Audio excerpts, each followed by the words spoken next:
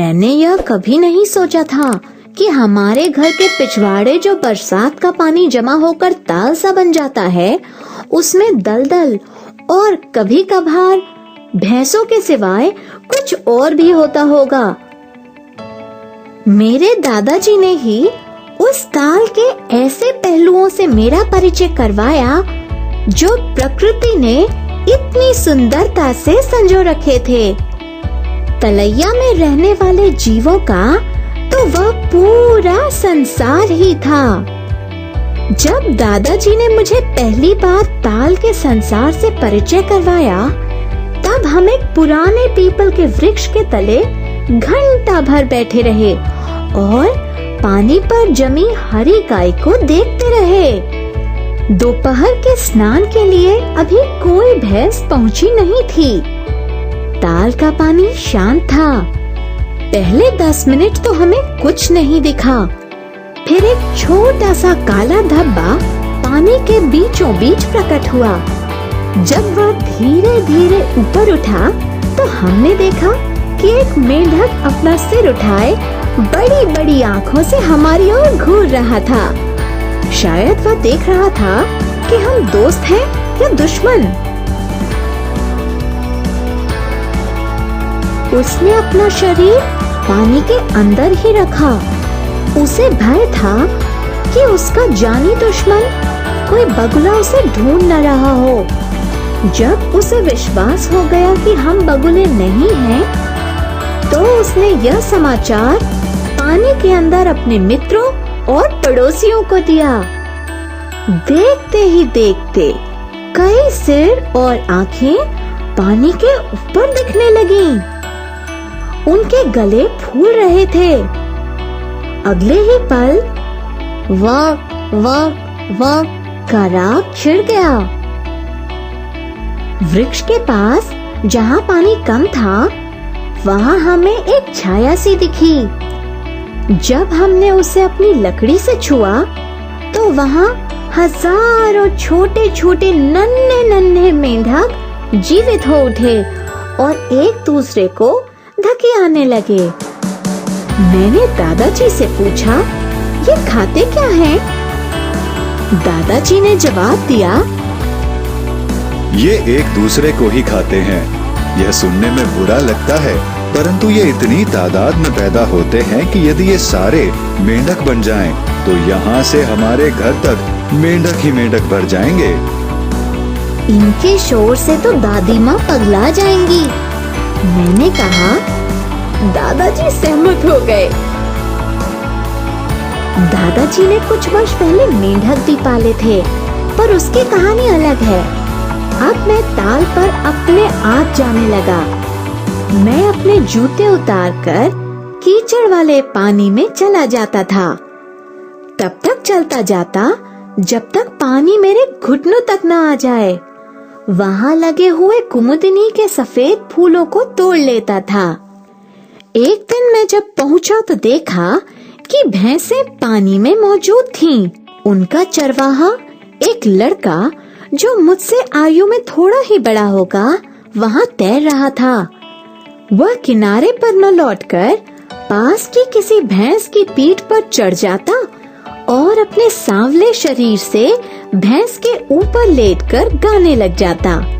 जब लड़के ने मुझे देखा कि मैं उसकी ओर घूर रहा हूँ, तो वह मुस्कुराया। उसके सफेद दांत सांवले चेहरे में चमक रहे थे। मैंने जब उसे बताया कि मैं तैरना नहीं जानता, तो उसने मुझे सिखाने का वायदा किया। अपनी भैंस की पीठ पर से पानी में छलांग लगाकर वह मेरी ओर तैर कर आया। मैं अपनी कमीज और हाफ पैंट उतारकर पानी में घुस गया और फूलों के आसपास हाथ पांव मारने लगा। लड़के का नाम रामू था और वह मुझे रोजाना तैरना सिखाने लगा।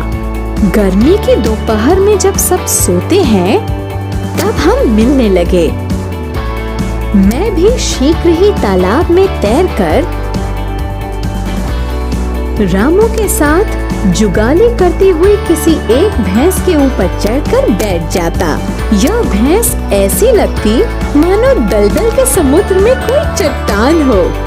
रामू किसान परिवार का था और स्कूल गया ही नहीं था, परंतु उसे लोक कथाओं तथा पशु पक्षियों के विषय में अच्छी जानकारी थी। मुझे भी भैंसें अच्छी लगती थी।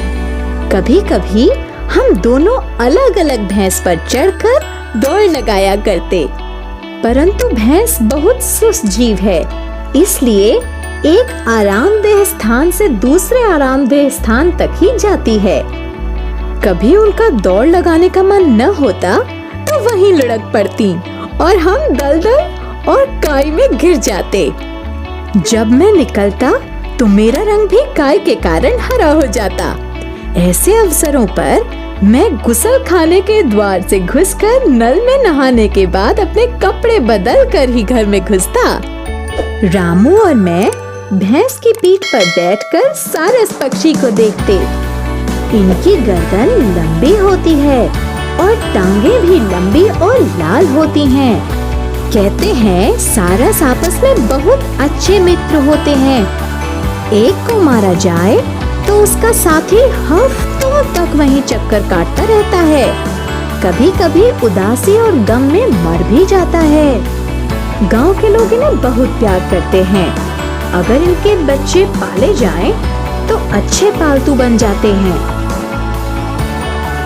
मेरे दादाजी ने कभी कोई सारस नहीं पाला, परंतु उन्होंने बताया था कि ये पालतू कुत्ते जितने ही वफादार होते हैं, अगर कोई इन्हें छेड़े तो भोंपू की तरह आवाज करते हैं। मुझे हमेशा यही लगता कि रामू और मेरे दादाजी दोनों की राय में पशुओं और पक्षियों से हमें अच्छा व्यवहार करना चाहिए और उन्हें मारना नहीं चाहिए।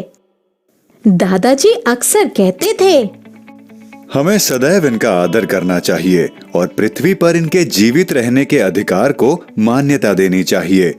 अब तो हर कहीं इनका रहना दिन पर दिन मुश्किल होता जा रहा है, क्योंकि हम लोग जंगलों का सर्वनाश कर रहे हैं।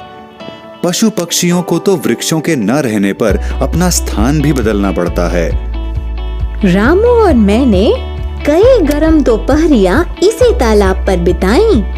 हमारी मित्रता को केवल वे भैंसें, मेंढक और सारस ही पहचानते थे।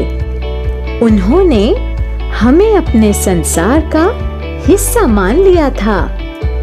उनका संसार वही दलदल भरा आरामदायक ताल था। जब मैं वहां से चला आया तो उन साथियों और रामू ने यही समझा होगा कि मैं पक्षियों की तरह एक दिन फिर लौट आऊंगा।